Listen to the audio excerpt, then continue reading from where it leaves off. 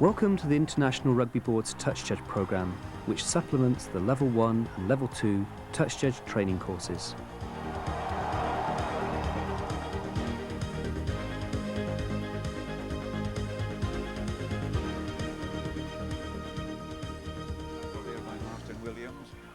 The ball is in touch when it is not being carried by a player and it touches the touchline or anything or anyone on or beyond the touchline.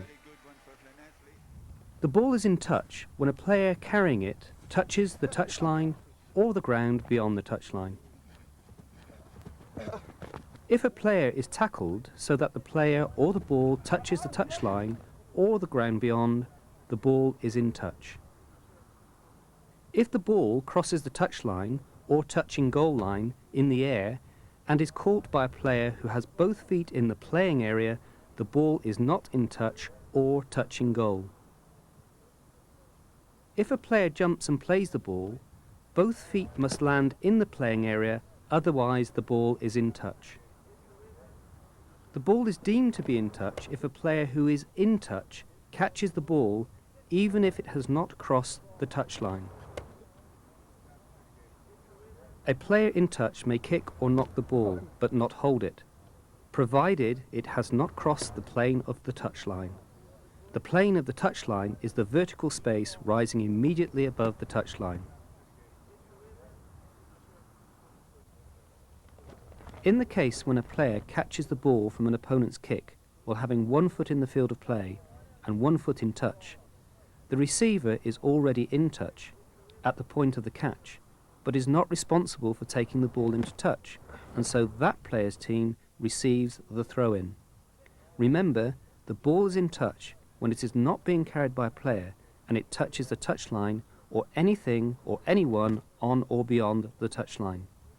In this case, the receiver is already on or beyond the touchline before touching the ball. So the last player who held or touched the ball before it went into touch here was the kicker. So the throw-in goes to the receiver's team. When an attacking player sends or carries the ball into the opponent's in goal and it becomes dead there, either because the defender grounded it or because it went into touching goal or on or over the dead ball line, a dropout is awarded.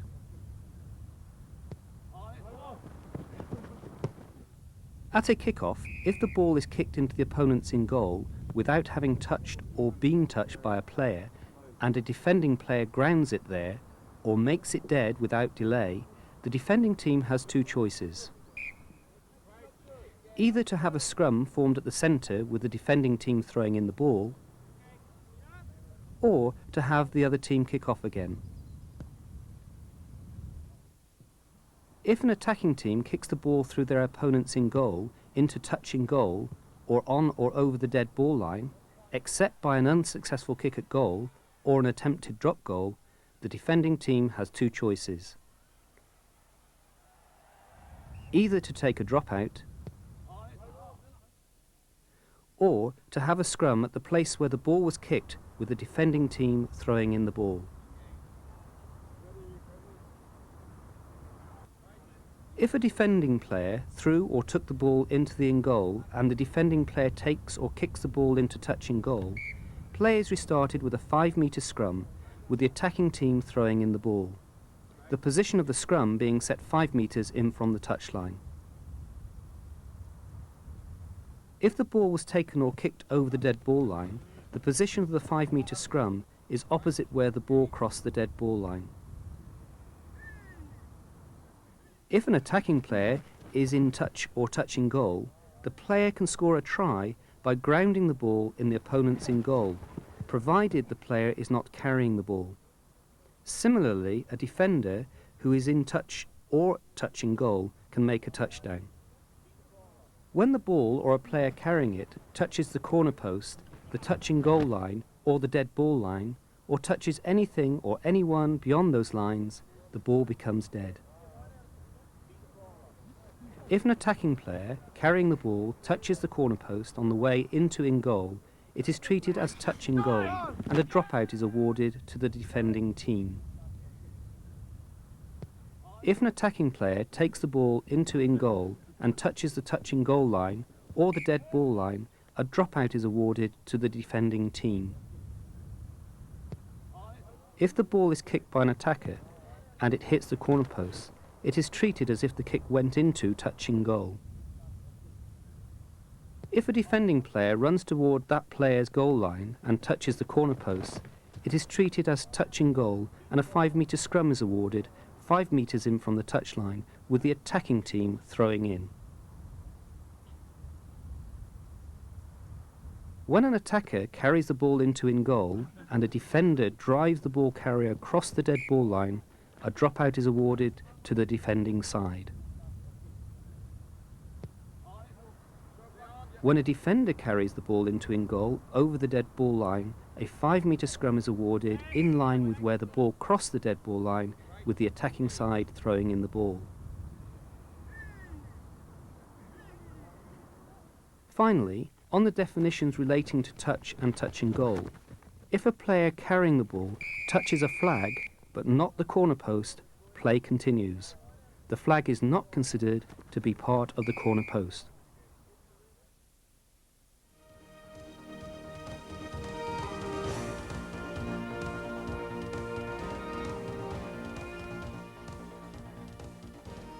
When the ball is in touch, the touch judge raises the flag immediately and runs to the place where the throw-in will take place and uses the other arm to point to the team that will have the throw-in. The touch judge must be decisive and accurate in the use of signals relating to touch.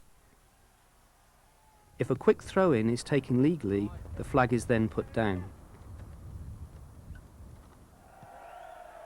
If a quick throw-in is not taken or cannot be taken because the laws pertaining to quick throw-ins have not been complied with, the touch judge has the flag held up and points with the other arm and hand to the side who will throw in the ball.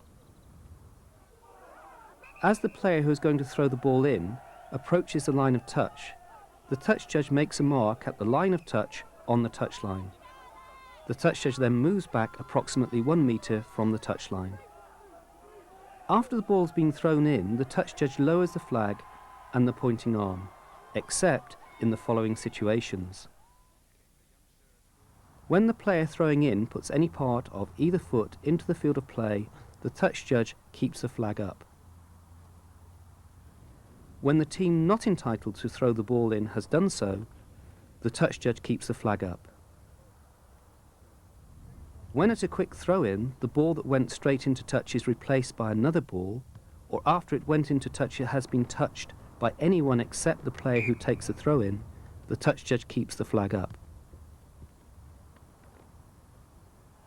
In the case of a player who is throwing in, putting a foot into the field of play, after the first occasion the player should be cautioned by the touch judge. Hooker, to stay behind the line when you're throwing in, okay? And after the second occasion, the referee should be told. The referee will then ask the touch judge to leave the flag up if it happens again. For touching goal situations, where a dropout should be awarded, the touch judge will have raised the flag when the ball went dead, in touching goal, and then dropped it down immediately, pointing the other hand at the 5-metre dash lines. If the ball goes into touch from a kick and the decision is that the throw-in will be from where the ball was kicked, the touch judge will raise the flag and put it down, pointing back to the goal line of the kicker. The touch judge progresses to the line of touch and signals as for a line-out.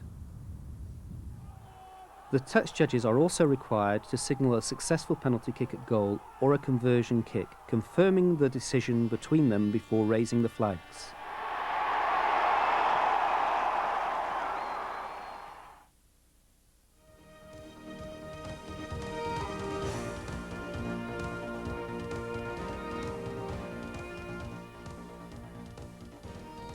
A player may take a quick throw-in without waiting for a line-out to form.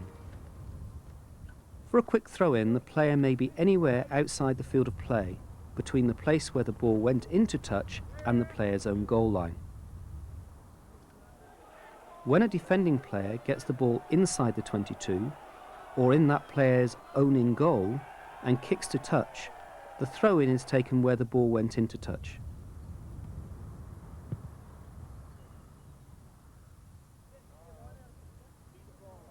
When a defending player gets the ball outside the 22, then takes or puts it inside the 22 and then kicks directly into touch, there is no gain in ground and the throw-in is taken either at the place opposite where the player kicked the ball or at the place where it went into touch, whichever is nearer the kicker's goal line.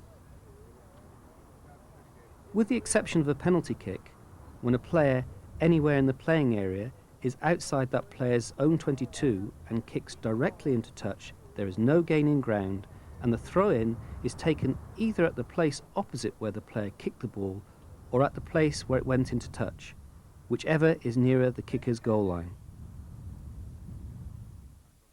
When a player anywhere in the playing area kicks indirectly into touch, so that the ball first bounces in the field of play, the throw-in is taken where the ball went into touch.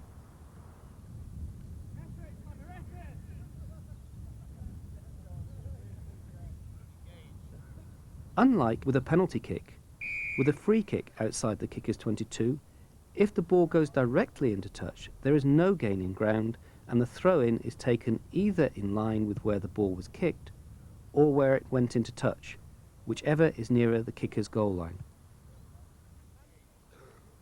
From a kick inside the kicker's 22, if the ball goes directly into touch, there is a gain in ground and the throw-in is taken where the ball went into touch.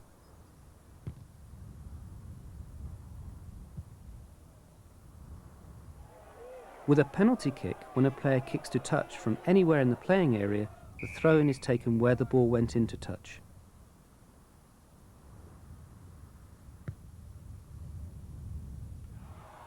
On all other occasions, the throw-in is taken from where the ball went into touch or where a player carrying the ball goes into touch or is tackled into touch. Where there is doubt over which team has taken the ball into touch, the attacking team receive the throw-in.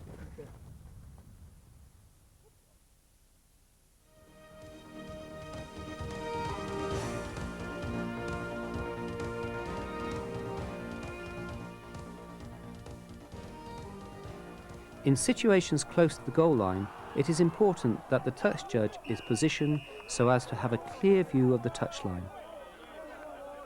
Ideally, the touch judge will be in touch in goal, watching the ball carrier coming towards the in-goal area. This enables the touch judge to see if the player carrying the ball puts a foot in touch or touching goal, or if the player touches the flag post prior to the grounding of the ball. The other acceptable position is to trail the player carrying the ball and to watch out for the same touch or corner flag infringements.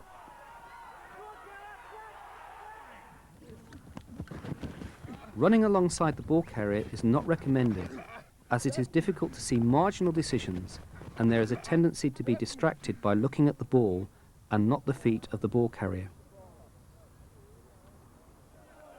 For positioning at a penalty kick to touch, the touch judge runs approximately 15 to 20 metres from the penalty kicking position to get to the line of touch as soon as possible. As the touch judge will know that the kicking side will receive the throw-in, the touch judge is advised to put the flag into the appropriate hand, ready to signal for the line out with the other arm. For positioning at a kick-off, the near side touch judge, the touch judge on the side where the forwards are gathered to receive the kick, stands on the 10-metre line to provide the referee with a perpendicular sight to the 10-metre line as given by the flag post for other lines across the pitch. The far side touch judge, the touch judge on the far side from where the forwards are gathered to receive the kick-off, starts on the receiving team's 22-metre line and reacts according to play. Starting on the 22-metre line, the touch judge is ready to run to the in-goal area if necessary to adjudicate on kicks which may go through the in-goal area. For positioning at a kick at goal, the touch judge who is closest to the kicker stands close to the goalpost on that touch judge's side. The touch judge who is furthest from the kicker stands back from the goalpost on that touch judge's side. If the ball travels near a goalpost, the decision is with the touch judge whose post the ball travels nearest to. The touch judges will call no if the ball goes wide, and neither touch judge will signal. The touch judge closest to a goalpost will be in the best position to see if the ball carries over the bar and will communicate with the other touch judge. No signal should be made with a flag without verbal communication about the success of the kick at goal. After the kick, the touch judges return to their touch lines, except at an unsuccessful penalty kick at goal, where the ball is not made dead immediately, when the touch judges will ensure that either they stand still or move to ensure they are not obstructing the players of either side. When the ball has been made dead, the touch judges return to their touch lines.